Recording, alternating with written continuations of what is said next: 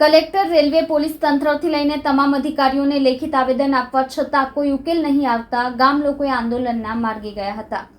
Cement powder લઈને દોડતા હાઈવા ડમ્પરથી ત્રાસેલા લોકો ચલથાણ રેલવે યાર્ડમાં આવતા વાહનો આવતીકાલ ગુરુવાર સવારે 9 વાગ્યે રોકશે. ઓવરલોડ ગામમાં ટ્રકો દોડતા ગ્રામજનોના સિમેન્ટ પાવડર લઈને દોડતા હાઈવા ડમ્પરથી ત્રાસેલા લોકો ચલથાણ રેલવે યાર્ડમાં આવતા વાહનોને આવતીકાલ ગુરુવારે સવારે 9 વાગ્યે રોકશે. ઓવરલોડ ગામમાં ટ્રકો દોડતા ગ્રામજનોના સ્વાસ્થ્યને નુકસાન થતું હોવાનો આક્ષેપ કર્યો છે. ઉડતી સિમેન્ટની રજકણથી લોકોના ધાબા ઉપર મૂકેલી સોલાર પેનલો સડી રહી છે. ચલથાણ રેલવે યાર્ડમાં ઉતરતા સિમેન્ટ પાવડર અને કોલસાના કારણે ચલથાણ ગામ અને વાંકાનેડા ગામના રહીશોને છેલ્લા 2 વર્ષ કરતાં વધુ સમયથી ભારે મુશ્કેલીઓનો સામનો કરવો પડે છે.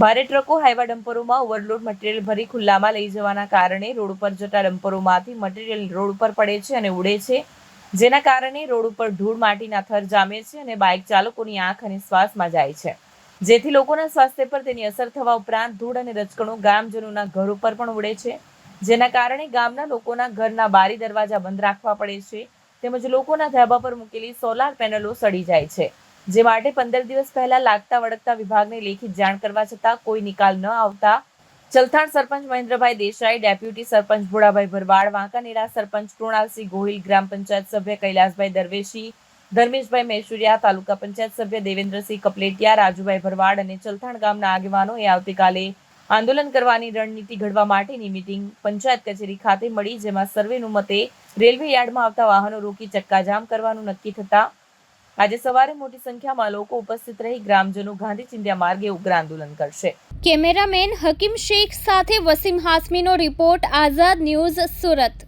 મારું નામ વિજયભાઈ ગાંધી છે અને જે રેલવે યાર્ડમાં સિમેન્ટ ક્લિંકર આવે છે એનું અમે ટ્રાન્સપોર્ટેશન ને હેન્ડલિંગનું કામ કરીએ છીએ.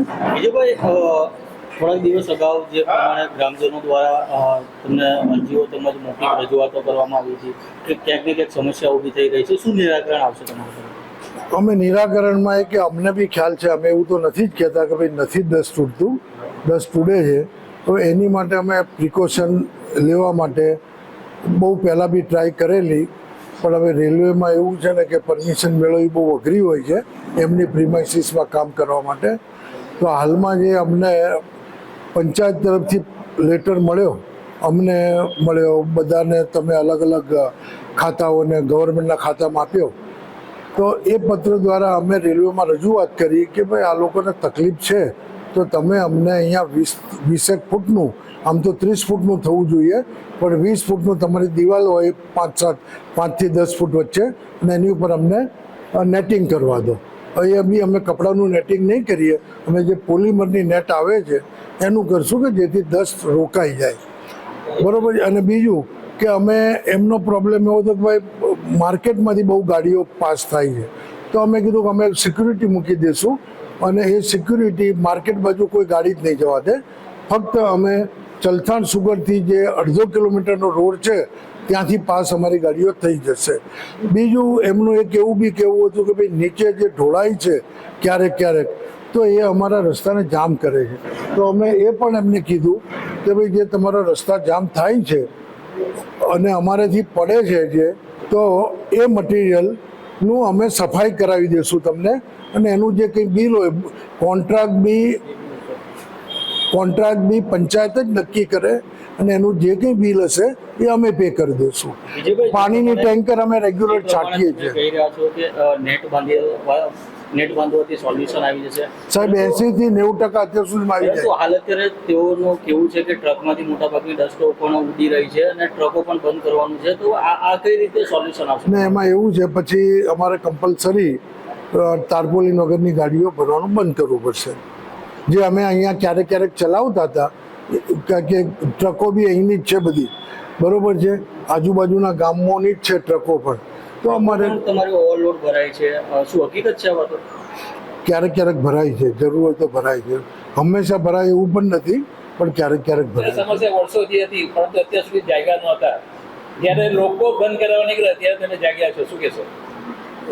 એવું નથી સાહેબ, અમે બી ઘણી વખત આ વસ્તુનું બહુ અમારી કંપની સાથે ડિસ્કશન થયું છે, પછી રેલવેમાં બી અમે રજૂઆત કરી છે, પણ અમને ત્યાંથી રેલવેમાંથી ખાસ કરીને કંપની તો હંમેશા રહે છે સાથે, પણ રેલવેમાંથી અમને જે નહોતો સપોર્ટ મળ્યો એ આ તમારા લેટર દ્વારા અમને સપોર્ટ મળ્યો અને મેં તમને આજે આ પત્ર બી બતાવ્યો કે અમને રેલવેએ આ જે પરમિશન આપી છે એ તમે જોઈ શકો છો કે ભાઈ એ અમને હવે બાંધવાની છૂટ આપી છે.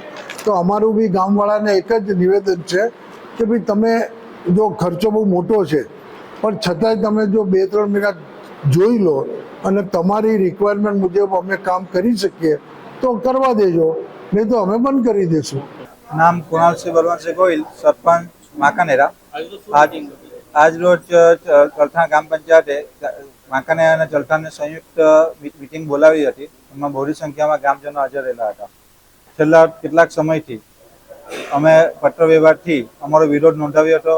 જીકે લક્ષ્મી સિમેન્ટ દસ્તાન, મામલતદાર શ્રી પલસાણા, ટીડીઓ સાહેબ પલસાણા, પ્રાંત અધિકારી શ્રી કામરેજ અને collector Shri Surat, GPCB Surat, GPCB Gandhinagar. પણ એનો કોઈ નિવારો આજ સુધી આવ્યો નથી. રેલવે યાર્ડ દ્વારા ઉતરતો માલ મટીરિયલ જેવું કે સિમેન્ટ પ્રોડક્ટ તેને લીધે આજુબાજુના 500 મીટરના ઘરોમાં રહેવાસી વિસ્તાર હોય ખૂબ મોટી સંખ્યામાં પ્રદૂષણ થાય છે. એ પ્રદૂષણને લીધે લોકોના સ્વાસ્થ્ય પર ખૂબ મોટું હાનિકારક નુકસાન થયેલું છે. આજ દિન સુધી એનો કોઈ નિકાલ ન આવતા આજે બહોળી સંખ્યામાં સ્વયંભૂ ગ્રામજનો ભેગા થયા અને એવો નિર્ણય કરવામાં આવ્યો છે કે આજ પછી કોઈ જે દિવસે રેલવે યાર્ડમાં સિમેન્ટની કોઈ પણ પ્રોડક્ટો ઉતરશે તેનો જંગી વિરોધ કરવામાં આવશે અને રસ્તા રોકી એનું આંદોલન શરૂ કરવામાં આવશે. ગ્રામસભામાં આજરોજ સિમેન્ટ પ્રોડક્ટ ઉતરતા વિજયભાઈ ગાંધી પોલીસ તરફથી સબ ઇન્સ્પેક્ટર સાહેબ હાજર રહ્યા હતા અને આ બાબતે ચર્ચા કરવામાં આવતા છેલ્લા નિર્ણય એ રીતે આવ્યો કે પરમિશન લઈ અને ટૂંક સમયમાં રસ્તા રોકો આંદોલન કરવાનું રહેશે.